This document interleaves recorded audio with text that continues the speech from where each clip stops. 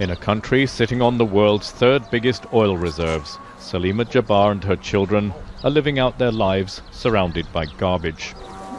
They came here from Nasiriyah in the south, driven, she says, by drought and hunger. Nobody's helped us at all, she said. We need everything, a house, money.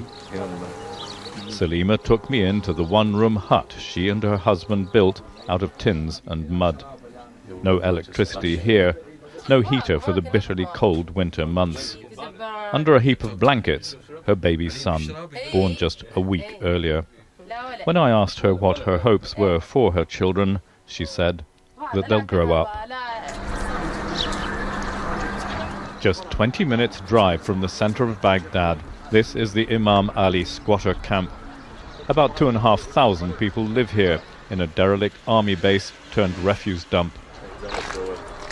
Many of them live off the garbage, sorting materials for recycling. A sack full of tin cans brings in a few pennies, enough to buy some rice and flour to survive.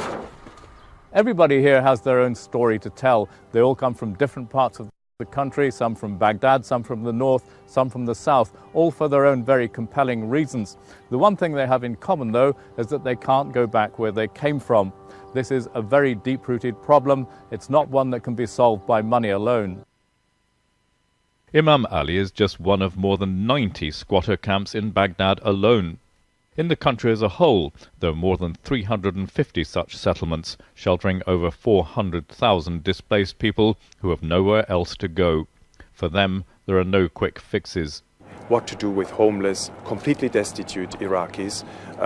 There, I think we need to look at land allocation, building of housing units and infrastructure, and that's obviously not something one can do within a few months. The UNHCR has provided some toilets and water tanks, but it knows that's not a solution. It's hard to imagine quick solutions here. Meanwhile, tens of thousands of children are left growing up in rootless squalor. Only a quarter of them here at the Imam Ali camp even go to school. What kind of future do they face in a country whose own future is so uncertain? Jim Muir, BBC News, Baghdad.